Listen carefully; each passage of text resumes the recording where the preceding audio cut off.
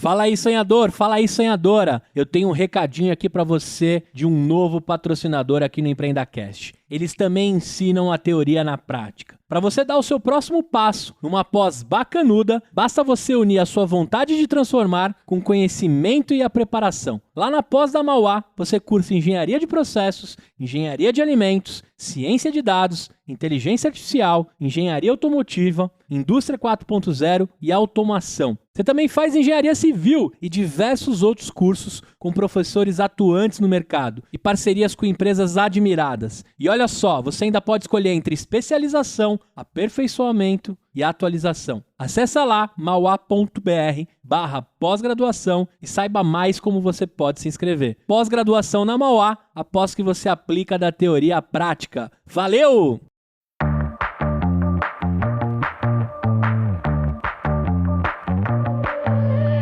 Isso é o Mínimo, uma parceria do EmpreendaCast com a IVE Brasil que vai te mostrar empresas que vão muito além do mínimo quando a gente fala de impacto. Confira agora.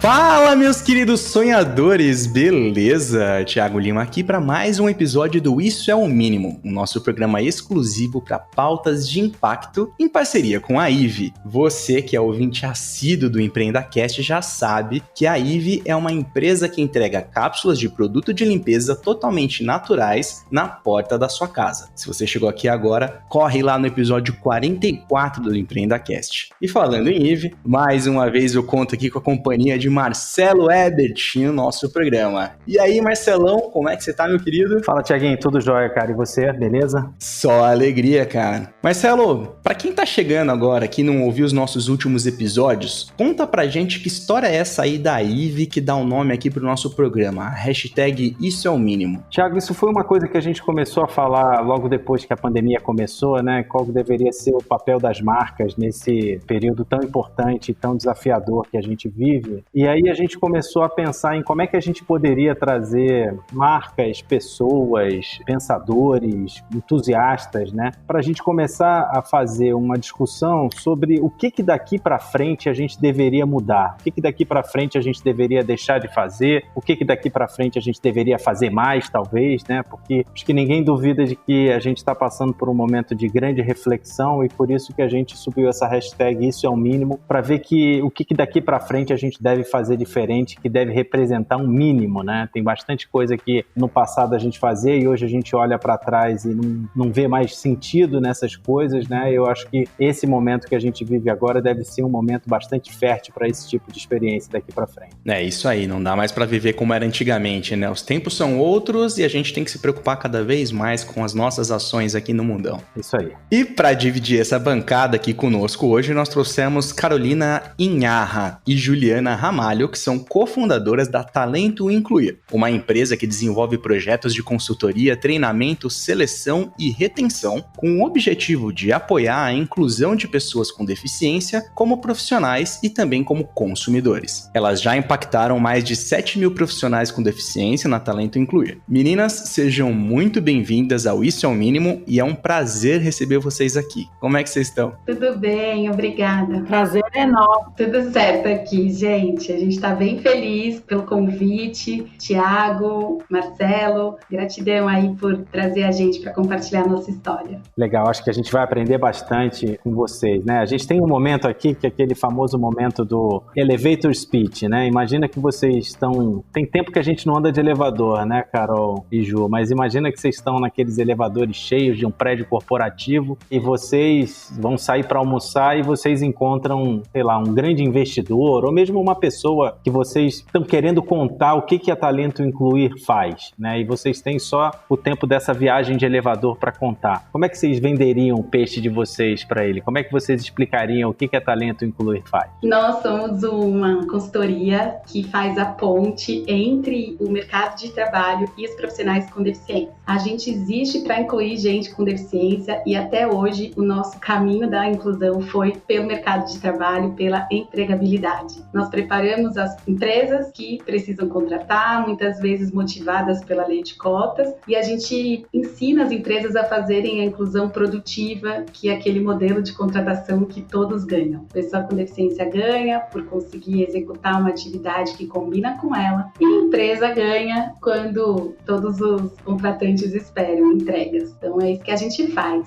Legal. Acho que vai ter bastante oportunidade aí nos próximos minutos para a gente conhecer um pouco mais no detalhe, mas eu acho que deu para chegar no térreo e deu para explicar direitinho o que a Talento Incluir faz e representa. Bom, e antes da gente começar a nossa entrevista, a gente tem um bloquinho de empatia, que é um espaço para que os nossos ouvintes possam conhecer causas, ONGs, projetos, cooperativas, enfim, qualquer tipo de organização que promova um impacto, seja ele social, cultural, ambiental ou de qualquer outra frente que possa tornar o nosso mundo um lugar melhor. Ela pode ou não estar ligada diretamente ao assunto do nosso programa de hoje, à empresa de vocês, ou não. Fiquem à vontade, meninas. Bom, pessoal, a gente é parceira assim, de muito tempo da IOS, que é o Instituto da Oportunidade Social. É um instituto que nasceu na empresa TOTUS, com o objetivo de formar pessoas para os programas de TI que a TOTUS desenvolve. E eles hoje estão muito além, assim, no desenvolvimento de jovens para ingresso no mercado de trabalho. Foco em jovens que estão em desvantagens sociais, né? E lá também eles têm turmas com pessoas com deficiência, jovens com deficiência. Então é para quem a gente dedica aí esse momento de empatia, IOS, um instituto que vem aí transformando vidas. E eles formam mão de obra, Carol, para que as empresas contratem, é isso? Exatamente. Eles fazem cursos de formação para jovens em situações de vulnerabilidade social e também jovens com deficiência. Assim, tem algumas turmas que tem jovens com deficiência misturados, algumas só de jovens com deficiência, às vezes encomendadas pelas empresas, e eles fornecem mão de obra aí qualificada depois do curso de formação do IOS. Que bacana, baita dica. Bom, a minha indicação aqui é a Aventura Especial, que é uma OCIP, né, uma organização da sociedade civil de interesse público, que promove o esporte, a ação do voluntariado, modelos de negócios socioprodutivos, sistemas alternativos de produção, comércio, emprego, crédito, educação, cultura, artes, tecnologia, capacitação, qualificação, requalificação profissional, treinamento técnico e prático para pessoas com deficiência e pessoas interessadas em trabalhar com esse público. Eu conheci a atuação dessa OCIP ajudando amigos num TCC sobre o turismo de aventura inclusivo na cidade de Socorro e posso afirmar que eles realizam um trabalho muito sério e muito importante. Legal, Tiaguinho. A minha indicação vai para o projeto Multa Moral do meu amigo Rodrigo Bottini, que é um baita cara, baita exemplo com uma história muito bacana de superação e de vida realmente, né? Ele fez esse projeto que são uns talõezinhos amarelos que você guarda no porta-luva do carro e coloca no para-brisa daqueles malandrinhos, né, que pararam em vagas de deficientes só por aqueles 5 minutinhos famosos, né? O Instagram do projeto é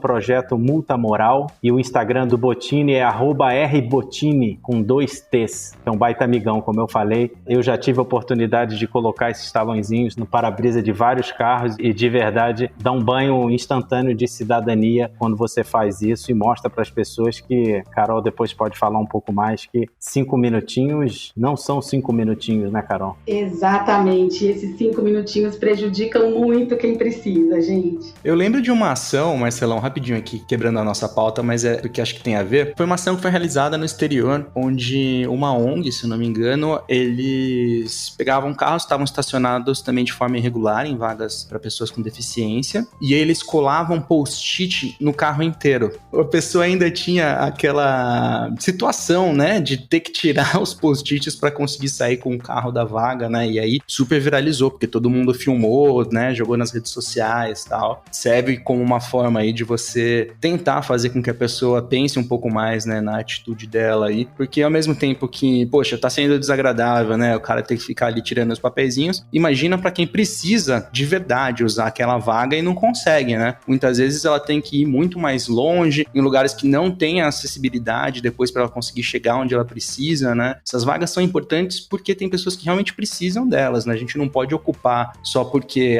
não tem outra vaga e eu vou ser rapidinho ali, né? A gente está gravando um podcast e, obviamente, ninguém está vendo a gente. E eu não sei quantos dos nossos ouvintes conhecem a Carol, né? A Carol, ela é... Eu sou uma mulher com deficiência. Eu uso cadeira de rodas. Você pode dizer que eu sou uma mulher cadeirante. Quanto mais natural, melhor. Essa gaguejada, eu acho que ela é bem característica, né? De uma pessoa que não sabe como se referir a pessoas com deficiência. Eu tinha até uma pergunta sobre isso. Eu quis fazer esse ponto agora, mas justamente para que fique claro que as opiniões e as visões que a Carol vai dar, né, são visões de quem sente realmente os problemas. E, Carol, qual é o tamanho desse problema da questão das vagas em supermercados, farmácias e etc? Bom, gente, a população com deficiência, de forma geral, assim, contando todos os tipos de deficiência, além da pessoa que usa cadeira de rodas, né, então pessoas com deficiência visual, auditiva, intelectual, todos os diversos tipos, né, a própria deficiência física é tão variada, mas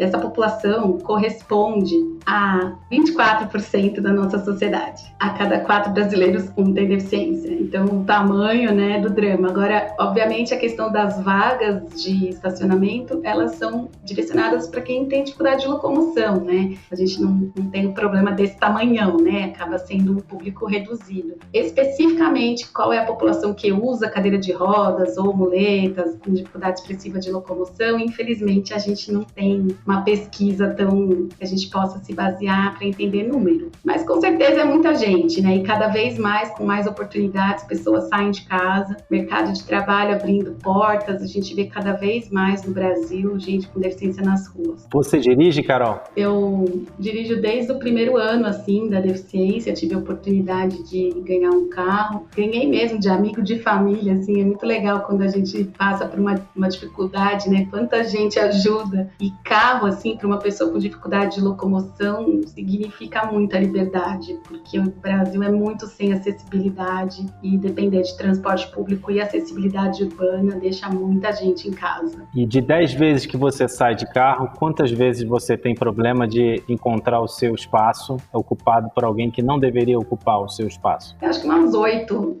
8 em 10. Nossa Senhora, isso é muito triste, realmente. Gente, a gente tem que ficar esperando desocupar, a gente tem que pedir para anunciar, enfim. Você que está escutando o nosso podcast aqui, isso é o mínimo daqui para frente. Você trate de não ocupar mais as vagas para pessoas com deficiência, porque isso vai fazer uma grande diferença na vida dele, né, Carol? Faz muita diferença, gente. Tudo já demora um pouco mais na nossa vida, né? Tem que esperar alguém sair da nossa vaga. Não sei se vocês iam perguntar, mas a mesma questão para os banheiros acessíveis, né? Diferente das vagas que o uso é exclusivo, sanitário o uso é preferencial. Então, teoricamente, todos e todas podem usar. Mas na prática, cara, tem cabine nos públicos muito mais quantidade para todo mundo do que para a pessoa que precisa, né? Então, use apenas se for sua última opção, né? Inclusive, eu gostaria de lembrar, né? Tem muita gente que, às vezes até de forma leviana, né? Pensa, isso aí é uma população pequena, né? Não tem tanto impacto e tal. E como a gente está vendo aqui, né? Na verdade, isso tem impacto, sim. Tem bastante gente que realmente precisa dessas vagas, ou mesmo de usar o sanitário, como a Carol disse, né? Mas que também nenhum de nós está totalmente isento de um dia vir a precisar também usar essas coisas e pode se encontrar nessa mesma situação.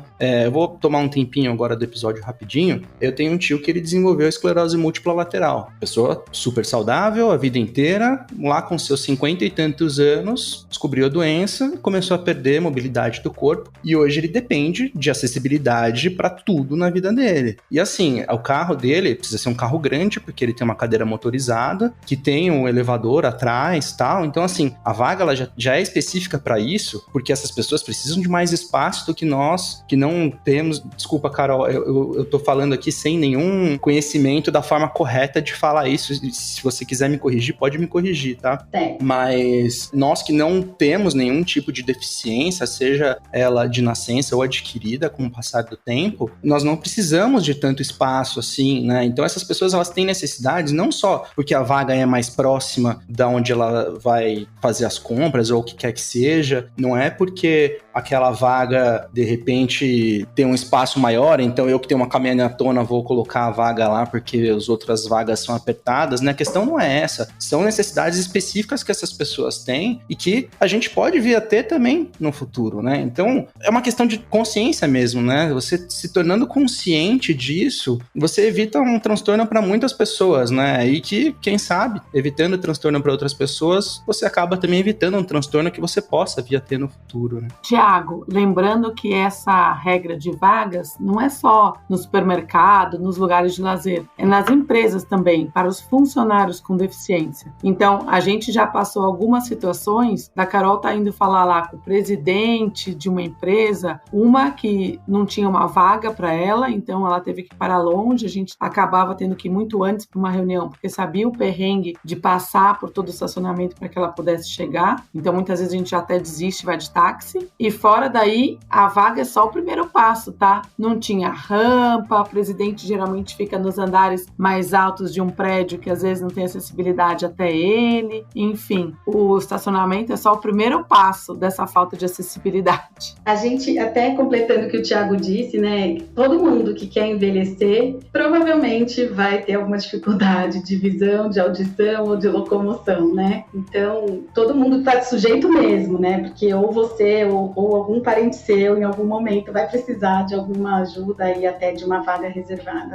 no estacionamento. Carol, a gente tem bastante coisa para falar, mas acho que esse é um assunto que a gente consegue materializar muito, né? Obviamente que tem muito mais coisa para a gente falar. Eu vou fazer a última pergunta relacionada a essa questão da vaga, que eu acho que a gente consegue conectar bastante. Tudo vai para o problema da falta de educação das pessoas, você acha? Ou tem gente que desconhece que, de fato, aquela vaga ela existe porque existem pessoas que têm necessidades especiais? Qual que é a tua visão sobre isso? A gente conceitua para explicar, né, que as barreiras não são apenas arquitetônicas. Uma barreira é atitudinal, que tem a ver com essa pergunta, né, que vocês me trouxeram agora, Marcelo. Essa questão do não saber lidar, né, não saber que vai ter gente para utilizar, a ignorância é, de fato, o motivo do preconceito, né? Nós temos os preconceitos que são comportamentos que a gente não controla e eles vêm no nosso inconsciente muito instantaneamente. E isso, inclusive, esse comportamento é o que nos difere na cadeia alimentar, nos põe no topo da cadeia alimentar enquanto espécie humana. Então, a gente precisa pensar rápido sobre as coisas e a falta de informação faz a gente pensar rápido com pouquíssima informação. E aí, nem sei se vai passar alguém aqui, estaciono. E não vejo, não conheço, não percebo, né? E tem muito do egoísmo, do olhar, da cultura. Eu detesto falar mal do Brasil. Eu acho que o Brasil, inclusive, na inclusão de pessoas com deficiência, tem muito o que ensinar, porque a gente avançou bastante nessas últimas 2 décadas. Mas quando a gente fala de educação, de pensar no próximo, a gente aqui precisa aprender muito ainda.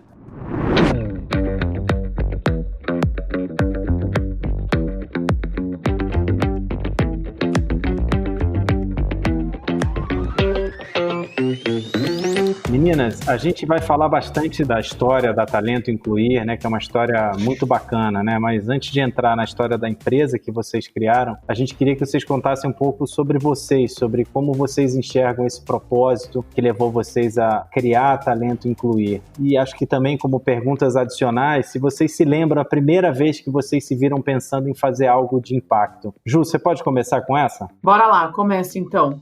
Porque eu e a Carol somos amigas de infância, né? Estudávamos juntos, assim. A Carol sempre foi uma pessoa incomodada, então ela falava para os amigos que todos eles tinham que jogar o lixo no lixo, porque a gente naquela época ainda jogava o lixo no chão. E ela falava e os amigos ignoravam. E um dia ela falou para mim, peraí, você vai ver, toda vez que alguém jogar qualquer coisa no chão, eu vou levantar da carteira, eu vou lá, vou pegar e vou jogar no lixo. Você vai ver, a Carolina começou com isso, acho que não durou uma semana, a nossa sala passou a ser limpa. Ela fazia quietinha, assim, a pessoa jogava, ela levantava, ia lá, pegava pegava o papel de bala da pessoa, ia até o lixo e jogava no lixo. Ela não falou nada pra ninguém, só ficou fazendo isso durante alguns dias. Nossos amigos passaram a jogar no lixo. Então, essa é a Carol que eu conheço, mas a vida foi indo, ela foi fazer educação física e eu fui trabalhar num banco. Um banco, aliás, muito bacana. Só que nesse banco, eu trabalhava perto de pessoas que estavam próximas dos 60 anos. Era um banco muito antigo, com pessoas também que vinham, faziam 40 anos de carreira, 30 anos de carreira. E aí esse banco me ensinou uma coisa, né? Tinha dias que eu via uma pessoa com 60 anos, ao invés de estar comemorando o aniversário dela, ela estava lá com as caixas para recolher as coisas dela e ir embora. E uma vez eu fui falar com as pessoas, eu falei, por que tá acontecendo isso? Ah, fiz 60 anos, eu tenho que sair da empresa. Eu falei, não é possível, não é possível. Você desempenha como eu, só você conhece esse sistema ou tal coisa. É regra da empresa. Eu falava, um dia eu vou falar com o RH, isso não é possível. Até que um dia aconteceu com o vice-presidente. Fizeram uma festa de despedida, porque o vice-presidente fez 60 anos e tinha que sair. Bom, aquilo me incomodava. Algum tempo depois a empresa me patrocinou para um MBA fora. Durante esse MBA, eu abri a Talento Sênior, que era para trabalhar com essas pessoas que eu queria ver reinserida no mercado de trabalho. Porque isso não era uma política só desse banco, era uma política de muitas empresas. Bom, passa que eu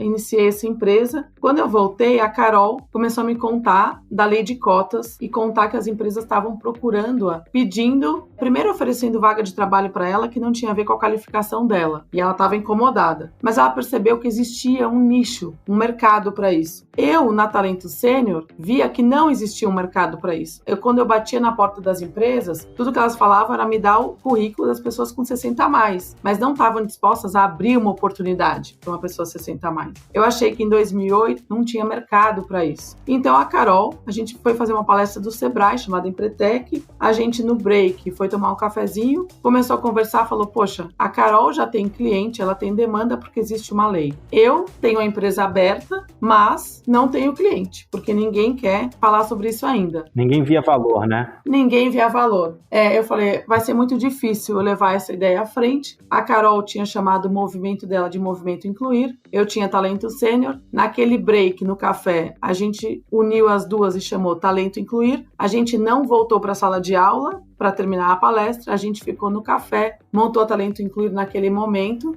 e ali a gente, por um tempo, engavetou a Sênior. Aí eu acho que eu vou passar a palavra para a Carol, mas a parte só triste dessa história é que muitas empresas ainda têm a regra dos 60 a mais. Muitas empresas, grandes empresas. Tem até um movimento no LinkedIn listando algumas dessas empresas, mas o mercado pelo menos caminhou no sentido de rever a inserção da pessoa sênior no mercado, tá bom? Mesmo com essa questão da claro aumento da longevidade da sociedade, e eu acho que a evolução toda que a medicina teve, mesmo assim, a gente ainda continua vendo empresas que por política passam a descartar os seus funcionários a partir de 60 anos. Exatamente. Por um lado é um desperdício, porque aquela pessoa, ela está num pico, inclusive, intelectual. Então, para aquela empresa é desperdício. Mas eu passei até a enxergar de forma diferente. Porque se a gente pensar que aquele capital intelectual poderia ser para pequenas e médias empresas que nunca tiveram acesso a um capital intelectual como esse, eu acho que a gente pode até multiplicar o ganho que essa pessoa tem. O problema é que essa ponte não é feita, ela não está pronta. Simplesmente a gente vê pessoas bem desmotivadas que aos 45, 50 acabaram de sair do mercado de trabalho e não estão conseguindo recolocar. Tem muitos movimentos, tem que ser protagonista de atualizar conhecimento, sim, mas também não dá para pedir para uma pessoa que passou tantos anos na empresa, de repente virar celebridade de LinkedIn, ser super conhecida e poder ter várias oportunidades de trabalho. Não é assim. Ainda tem um espaço aí para a gente fazer um depara de grandes empresas para médias e pequenas empresas poderem fazer bom uso desse capital. Mas hoje é nu e cru ainda, infelizmente. Bacana, fica o recado aí para os nossos empreendedores ouvintes, né, Tiaguinho? É isso aí. A gente até tem um ouvinte do EmpreendaCast que participa lá no nosso grupo de Telegram, que ele tem uma startup que está voltada para esse público mais idoso, né? Para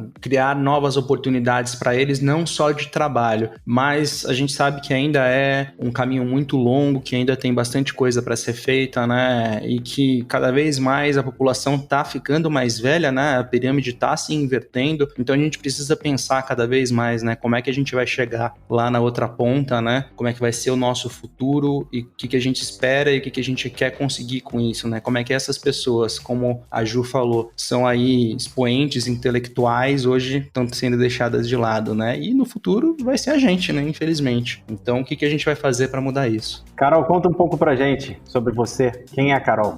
Gente, muito legal ouvir a Juliana contando até movimentos que eu já fazia de inquietude lá na nossa infância e adolescência. E legal também ouvir a história da Talento por ela, assim, contando. Bom, eu então adquiri a deficiência, né? Como a Ju falou, eu fui fazer educação física, então eu terminei a escola, já entrei na faculdade, aos 21 anos eu já estava formada e eu trabalhava com ginástica laboral. Então eu já trabalhava com empresas promovendo ginástica e questões da qualidade de vida no ambiente corporativo. E aí veio o acidente, e não foi o acidente que me tirou da área, não. Depois do acidente tive a oportunidade de voltar para o trabalho na minha área, muito rapidamente. 3 meses depois, a minha gestora já me convidou para voltar. Eu voltei usando tudo que eu tinha de experiência, de formação, para elaborar planejamentos de aulas para outros professores aplicarem. Então, a minha deficiência não limitou a minha profissão e o trabalho foi para mim a porta para reingressar na sociedade, sabe? Não deu tempo de chorar, eu já estava trabalhando de novo. E com o trabalho, né, gente? Trabalho é tudo, dignifica a gente, reconhece, cobra, claro,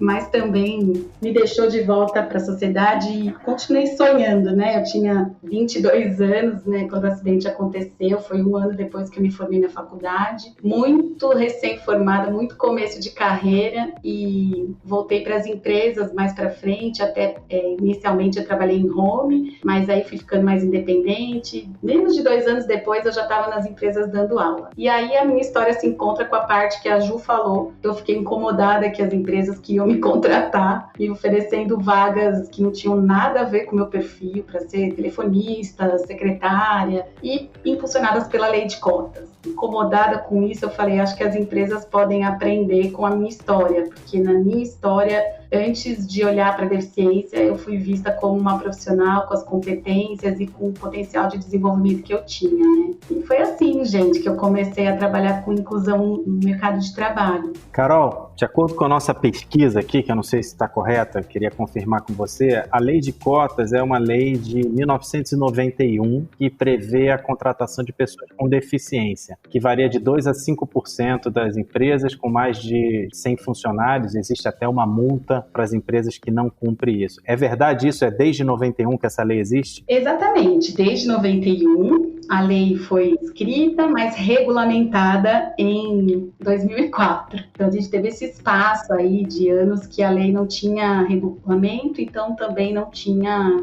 a intenção, né? Não era possível ser cobrada das empresas. A partir de 2004, que é o decreto 5296, houve um movimento no mercado de trabalho, porque o decreto definiu o enquadramento, quais deficiências enquadram para a lei de cotas, e também definiu quem fiscaliza. E a partir daí, então, 2004 é o ano que o negócio começou a acontecer mesmo, de cobrança. E sim, tem multa, e a gente fala que lei de cotas é uma das principais leis que funcionam muito bem no nosso país. Os fiscais são muito bons, os caras são muito envolvidos, engajados, ensinam as empresas, apoiam as empresas, o negócio é muito legal mesmo. É uma prova de quando a gente quer, funciona. Ju, Carol, qual é o tamanho da importância dessa lei para a criação de inclusão e de oportunidades de emprego para as pessoas com deficiência? Qual é o tamanho da importância? Inicialmente, quando eu fiquei sabendo da lei de cotas, eu fiquei ofendida, porque eu conhecia pouquíssimas pessoas com deficiência, as que eu conhecia não trabalhavam porque não queriam, recebiam benefício, e eu conhecia a minha história, então para mim a lei não fazia sentido. Mas foi rapidinho o meu convencimento, gente, rapidinho eu percebi que a população com deficiência não é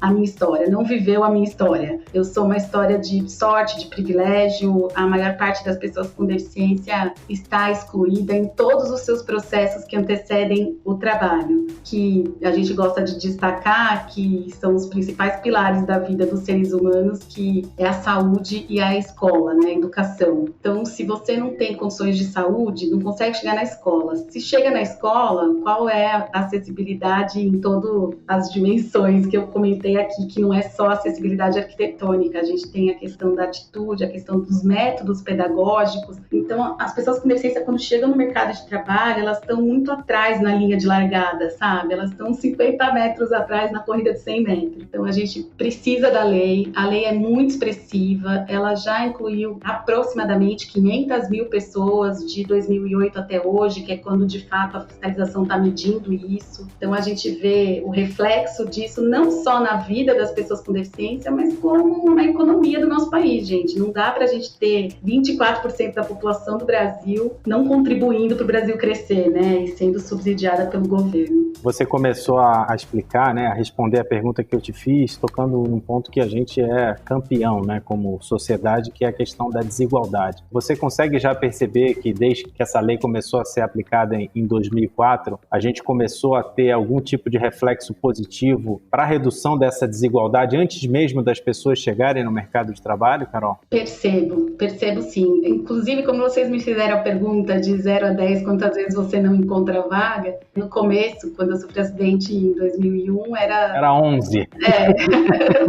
De 0 a 10, 11.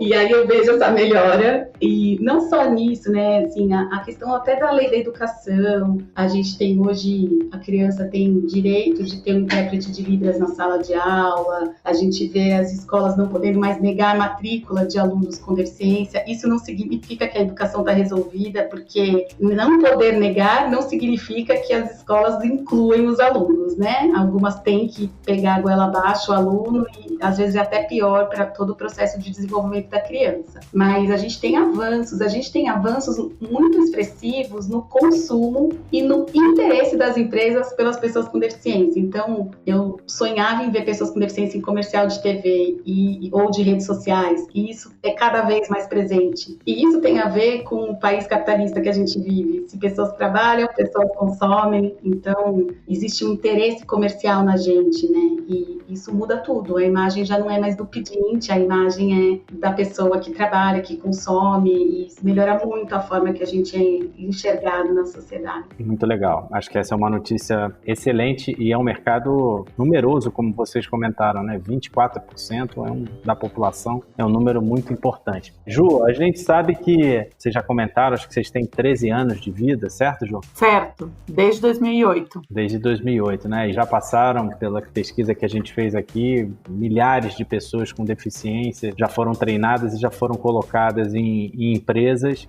essas que se tornaram empresas mais inclusivas. Como é que funciona na prática? Quem contrata vocês? Quais são os principais serviços que a Talento Incluir ela faz ligada a esse tema da inclusão? A primeira ligação que a gente recebe é sempre porque, em geral, ela tem uma lei de cotas a cumprir, está defasada e ela quer recrutar pessoas. Então, sempre a conversa começa por aí. E a gente vai entendendo o quanto essa empresa já tem uma cultura inclusiva ou vai começar. Então, a gente tenta voltar uns passinhos e questionar, mas você está mesmo preparada? Os seus gestores saberiam fazer uma entrevista com uma pessoa cega, surda? Ou qual é a disposição da liderança para fazer algumas barreiras serem reconsideradas na sua empresa? Então, a gente quer sempre começar pela conscientização da alta liderança, da média liderança e dos colegas de trabalho que vão receber essas pessoas. Essa é uma fase muito importante. Aí sim a gente se sente mais confortável para que os nossos profissionais com deficiência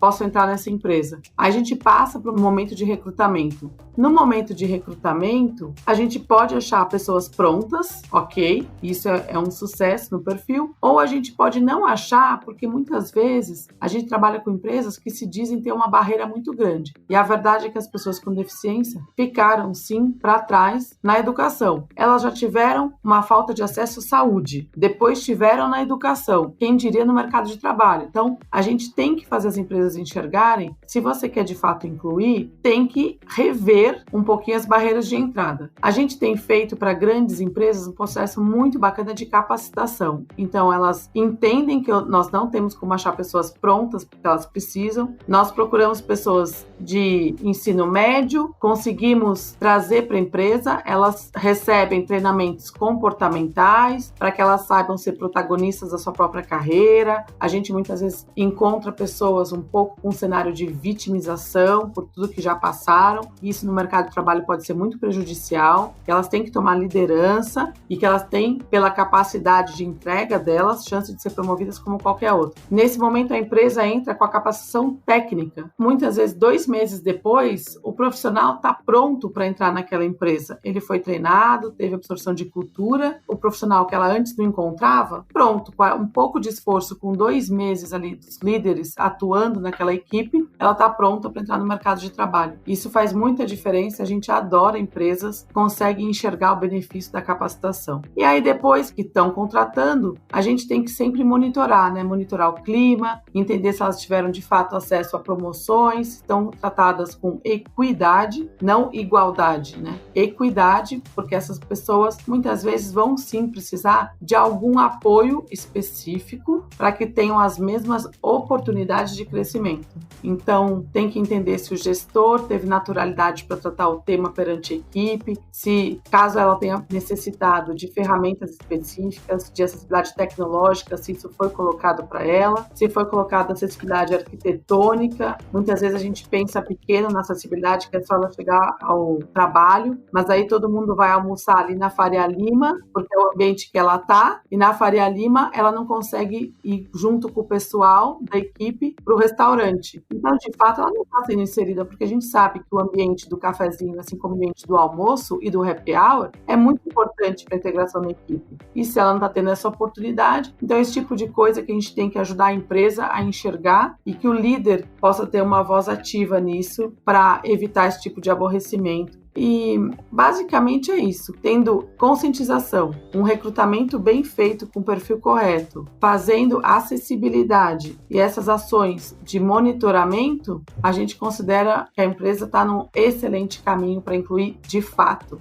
Ju, você passou batido por um negócio que eu acho que pode ser importante a gente esclarecer. Igualdade ou equidade? Qual que é a diferença? Eu acho que que a gente pode explicar isso melhor. Olha, a equidade é um princípio de tratarmos igual apenas quem precisa de tratamento igual e tratarmos diferente as pessoas que são diferentes, quando é necessário tratar diferente, né? Eu até sugiro que quem está ouvindo a gente coloque aí equidade na internet, numa busca aí, vocês vão encontrar imagens que explicam muito rapidamente que a gente em palavras talvez não tenha o poder de explicar, porque essas imagens geralmente mostram um tratamento igual de pessoas diferentes e geralmente aquela pessoa mais baixinha com um tratamento igual não consegue o objetivo que a foto ali está propondo. Por exemplo, assistir um jogo do outro lado do muro. Todos os meninos recebem um caixote para subir e assistir o jogo. O pequeno não alcança. Então, para este daí, um caixote não foi suficiente. Temos que tratar diferente, dar 2 caixotes para ele. Tira o caixote do grandão que não precisa. Então, a equidade é isso, gente. Equidade leva pro ralo aquela velha expressão, trate todos de forma igual. Não existe tratar igual necessidades diferentes. Assim, se alguém consegue, algum professor, algum pai e mãe, consegue tratar todos de forma igual, certamente ele está sendo injusto com alguém que precisava de um tratamento diferenciado. De fato, equidade a gente pode exercer em casa mesmo, porque se você tiver 2 filhos e eles podem até ser gêmeos, mas um está indo muito mal de matemática e você tem que trazer um professor particular para que ele possa tirar esse atraso, ali você está exercendo a equidade, porque você traz o professor para ele ter a oportunidade de ir tão bem quanto o irmão. Então, você não pode nivelar e falar, poxa, seu irmão faz, como se seu irmão tira 10, por que você não tira? É a mesma coisa no mercado mercado de trabalho. E a mesma coisa na relação da marca com o consumidor, né? Então, a gente fala, os sites têm que ser acessíveis, porque uma pessoa cega, ela entra no seu site, ela precisa ter a mesma oportunidade de compra que a pessoa que enxerga todas as fotos que você colocou ali e está vendo todos os botões. Isso vale para o consumidor com deficiência, isso vale para o funcionário, isso vale para o seu filho. Equidade tem que ser exercida para que, de fato, você dê a mesma oportunidade de compra, de emprego, de nota, enfim. Meninas, queria aproveitar esse assunto que a gente está explicando bastante termos interessantes aqui e puxar mais um também que a gente ouve bastante quando a gente fala de deficiências, enfim, né? Que é o termo capacitismo. Queria abrir aqui o espaço para vocês explicarem o que é, né? Já que vocês são muito mais hábeis do que nós nesse assunto. Gente, capacitismo, muito legal ver vocês me perguntando sobre isso, porque apesar de ser um comportamento antigo, é uma palavra nova, né? A gente começou a falar muito recentemente sobre capacitismo. E a forma mais simples de explicar é que capacitismo é a opressão ligada à pessoa com deficiência por dúvida da sua capacidade. E aí, assim, pra gente entender o que é um comportamento opressor? Racismo, machismo, homofobia e capacitismo. Racismo para pessoas pretas e pardas. Machismo, a superioridade masculina, né? A gente tem a questão do homofobia com pessoas de orientação sexual diferente e o capacitismo pela deficiência. Então, capacitismo é isso. E são, gente, atitudes tão corriqueiras e geralmente bem intencionadas. Eu costumo dar exemplos, assim, que algumas pessoas falam assim para mim, Carol, mas você trabalha tanto, por que você não se aposenta? Sabia que pessoa com deficiência pode se aposentar? Aí eu fico pensando, cara, eu gosto tanto de trabalhar, eu não tô nem pensando em me aposentar. E existe aí essa tentativa de me proteger, mas tá, de certa forma, duvidando da minha capacidade, da energia que eu tenho para trabalhar, né? Então, são sutilezas. Capacitismo, na maioria das vezes, diferente até dos outros comportamentos opressores, ele acontece de jeito bem sutil, assim. As pessoas querendo nos agradar acabam duvidando da nossa capacidade. Deve ter o capacitismo doloso e o culposo, né, Carol? Porque tem muita coisa que é mesmo pela falta de conhecimento, né? Que deve ser feita de maneira até involuntária, né? Pelas pessoas. Gente, assim, eu falo que opressão não tem aquela que é pior ou melhor. Opressão é sempre opressão. Excluir alguém já é cientificamente provado que tem uma área do cérebro que é acionada no momento que você tem uma dor de exclusão. É a mesma área se você tiver com dor física. Então, excluir dói, exclusão dói e não tem como a gente medir a que dói mais. O que a gente pode perceber é que alguns comportamentos opressores matam, não apenas doem. Então aí eu entendo que tem um ranking de pior e melhor, né? Agora, capacitismo também pode matar, gente. Tem gente que larga os seus filhos porque não andam. A gente tem algumas culturas de povos originais do Brasil que não aceitam pessoas com deficiência. Então tem também capacitismo bem violento.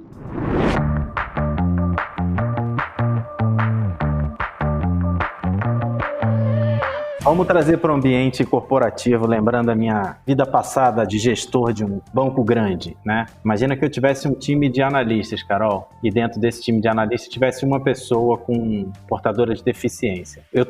Quando eu trabalhava em banco, eu tinha uma pessoa do meu time com portadora de deficiência e era um barato, dava um alto astral, e era um cara que entregava pra caramba. Voltando ao exemplo, esse gestor, então, que tem um time de analistas e um deles é uma pessoa com portadora de deficiência, ele não deve avaliar de maneira diferenciada, deve? Depende. Olha, primeiro eu vou ajudar aqui com a terminologia, que a gente não usa mais o portador. A terminologia é pessoa com deficiência. Você pode falar analista com deficiência, profissional com deficiência, amigo com deficiência, bem direto. E sobre a sua pergunta, assim, se deve cobrar igual? Se tiver em pé de igualdade, sim. Agora, se a gente flexibilizou alguma coisinha para contratar, eu tenho que esperar o cara chegar no meu nível, né? Então, às vezes, eu flexibilizei um nível de Excel que eu não flexibilizaria para o cara sem deficiência. Eu vou exigir que o rapaz se capacite mais, eu vou exigir que ele corra atrás e vou cobrá-lo de igual para igual quando ele estiver, de fato, de igual para igual. E deve ter o ao contrário também, né, Carol? Deve ter muitas pessoas com deficiência que gostariam de ser mais cobradas pelos seus gestores no dia a dia.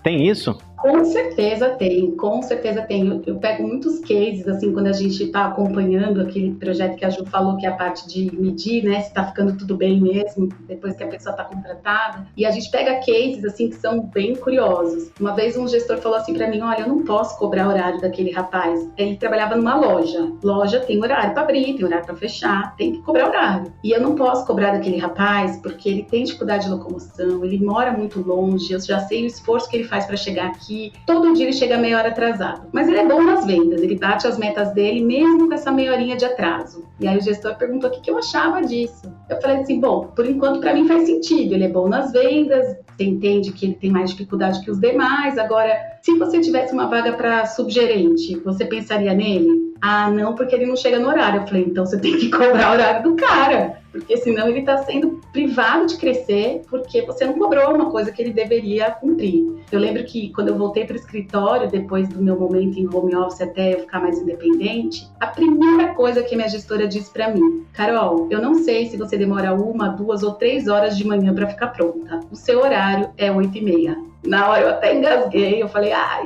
mas tá certo, assim, se não fosse ela me cobrar, que era importante essa questão do horário, não era uma cobrança por cobrança, porque hoje em dia a gente trabalha de casa, a gente trabalha a qualquer horário. Naquele momento aquilo era importante, era relevante para minha entrega, e sim, eu tinha que estar lá no horário, porque aquele horário eu já estava com um monte de professor na rua dando aula nas indústrias, então eu precisava cumprir aquilo que eu tinha combinado com ela, sabe? Para mim não foi... Inicialmente eu senti um pouquinho, mas logo eu já me vi de igual para igual, e quando a gente é cobrado igual, a gente tem chance de entregar igual, até melhor muitas vezes, e crescer, né? Agora, é bem sutil, como você sempre fala, né, Carol? Várias vezes nas suas respostas você fala, as coisas são sutis, né? Eu acho que você leu essa demanda da sua gestora de maneira positiva, mas poderia ter uma outra Carol na história que lesse, essa pessoa é uma carrasca, ela não imagina o sacrifício que eu tenho para chegar aqui, né? Puta, é tudo muito sutil, né, Carol? E esse vitimização, né, que ou o gestor vitimizou a pessoa e não cobrou, ou a pessoa se vitimizou e não aceitou a cobrança, esse comportamento que é vitimizar a pessoa com deficiência, ele é social. O Brasil inteiro faz isso. E eu falo que isso é coisa de ser humano, sabe? Porque a gente também vê lá fora, de qualquer país que for, qualquer ser humano que for, tem aquela piedade, aquela dosinha logo que encontra a pessoa, de cara, e aí essa piedade vira o super valor em uma conversa. Então, na hora que você descobre que a pessoa é,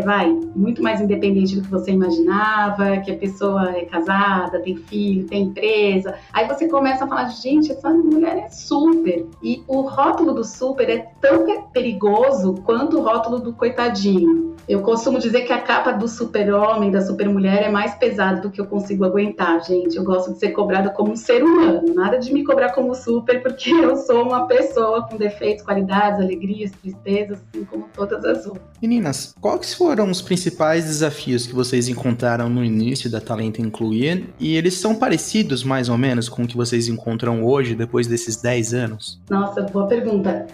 Quando a gente pensa em cultura inclusiva, bem similares. Eu falo que em 2003, 2004, eu recebia convite para ser secretária e receber convites desalinhados ao meu perfil era o que me incomodava. E hoje eu ainda vejo um monte de empresa fazendo isso, né? Oferecendo trabalho para deficiência, para cumprir cota e não se preocupando de fato se a pessoa tem perfil para ocupar aquela posição. Então, em relação aos desafios da inclusão, eles evoluem, tem algumas empresas bem avançadas, mas muitas estão começando no mesmo nível de 2003, 2004. Então, sim. Agora, o desafio de empreendedor, não, assim, muda muito. Nossa, cada ano é uma novidade, Esse ano, então, um ano bem atípico, nos colocou à prova aí como gestoras de empresa, viu? Carol, a questão da pandemia, né, que mexeu bastante com o deslocamento de todo mundo, com a questão do home office, etc. Você acha que ela ajuda a inclusão de pessoas com deficiência? Marcelo, inicialmente,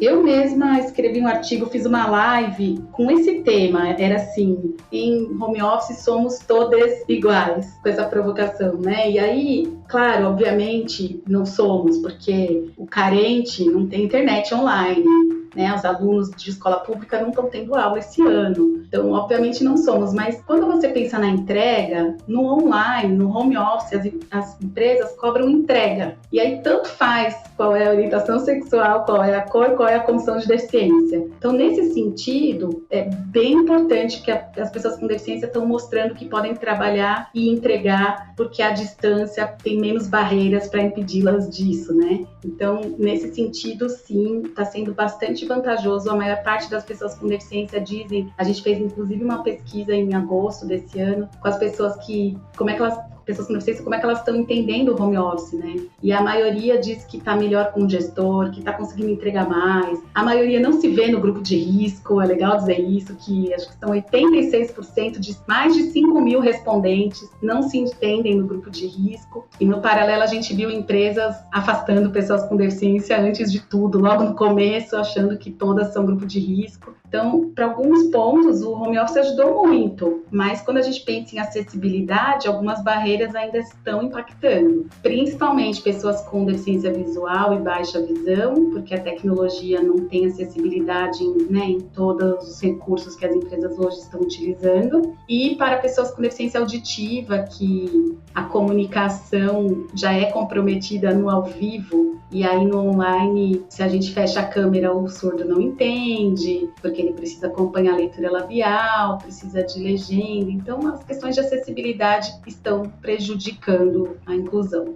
Quem está ouvindo a gente, meninas, e gostou pra caramba da história de vocês, que é realmente brilhante, como é que faz para interagir com vocês? Vocês passam pra gente aqui, para os nossos ouvintes, as redes, o site. Vocês recebem currículos de pessoas com deficiência, não é portadoras de deficiência, certo? Arrasou. Legal. Bom, pessoas com deficiência? Eu vou dividir esse final aqui com a Ju. Eu vou falar para vocês em relação a receber currículo, uma informação super importante. Cada vez mais nós temos tecnologia. Mandar o currículo para a gente é sim uma possibilidade, mas não resolve o seu problema para ser encontrado como candidato nas oportunidades que aparecerem para você. O ideal é entrar no nosso site, entrar lá no link do candidato e se cadastrar no nosso banco, porque a tecnologia, a inteligência artificial, vai cruzar o seu perfil para toda hora que aparecer uma oportunidade para você. Vai ficar muito mais fácil de encontrar do que depender da gente lembrar que eu recebi, né? É super impossível. Então, vale dizer, e o nosso site é super acessível, se enxerga, se não enxerga, todo mundo consegue se cadastrar ali. Ajuda aqui a gente a dar as dicas de nos encontrar.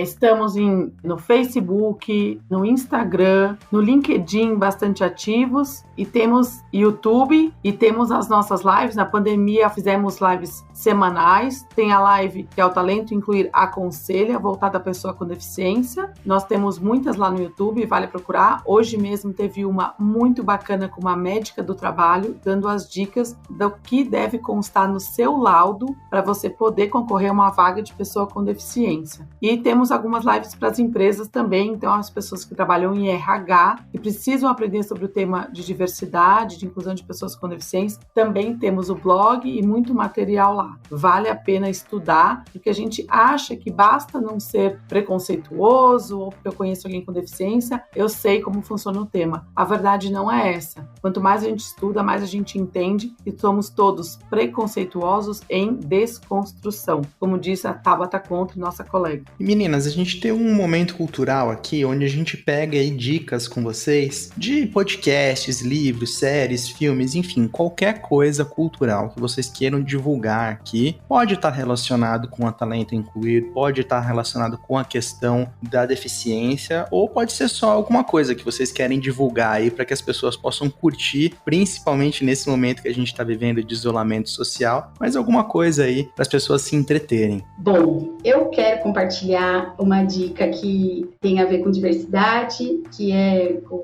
Pequeno Manual Antirracista, um livro rápido da Jamila Ribeiro, para a gente se entender como preconceituosos em desconstrução. A leitura é fácil, é rápida e é muito reflexiva. Muito bom. Ju, você quer indicar alguma coisa? Olha, estar nas redes sociais, estar disposto a ler o que as pessoas falam, de tudo o que está acontecendo, sendo quem entendeu que semana passada o que houve num grande supermercado, a gente tem que estar sempre disposto a ler os dois lados e entender como cada um pensa, já é um grande aprendizado. Então, para mim é essa que fica a dica, a gente está disposto a entender o que o lado de lá está pensando, por que acontece, sendo você se considerando racista ou não. Leia ambos os lados para entender um pouquinho do que a gente passa aqui no país. Meninas, acho que estamos chegando no final. Tem sempre uma última pergunta que acho que é bastante importante para a gente aqui, para ver como é que a gente conecta isso tudo e faz um embrulho final. E eu vou começar com a Carol. Carol, para você, o que é o mínimo? O mínimo é ser uma pessoa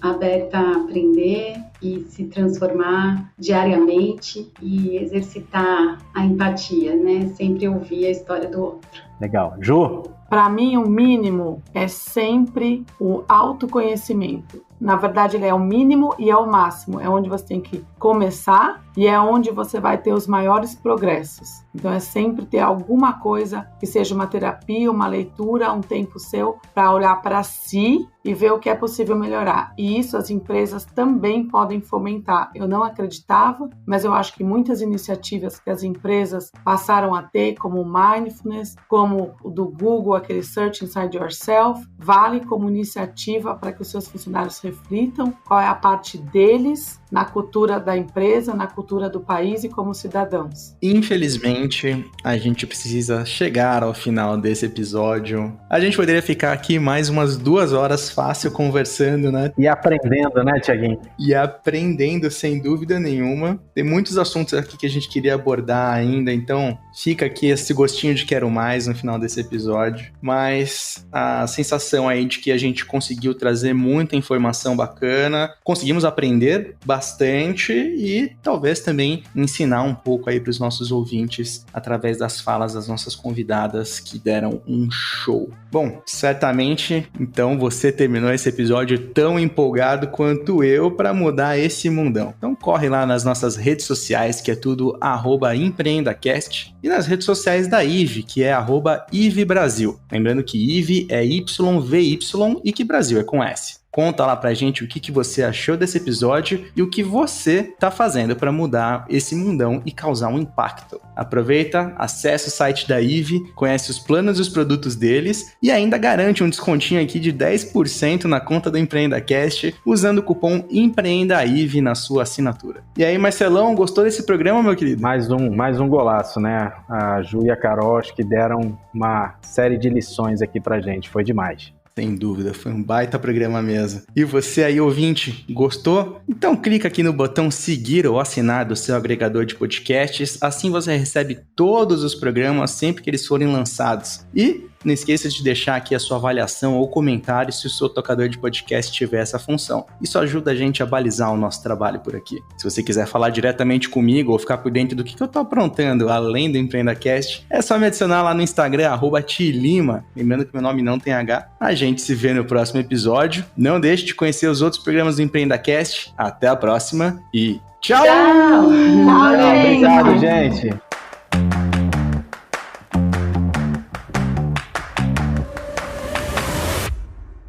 Ei, olha só, presta atenção. Você ficou até o fim do episódio e nem percebeu, né? O tempo voou. Eu quero te fazer um convite. Se você estiver me ouvindo ainda, você pode apoiar o nosso projeto.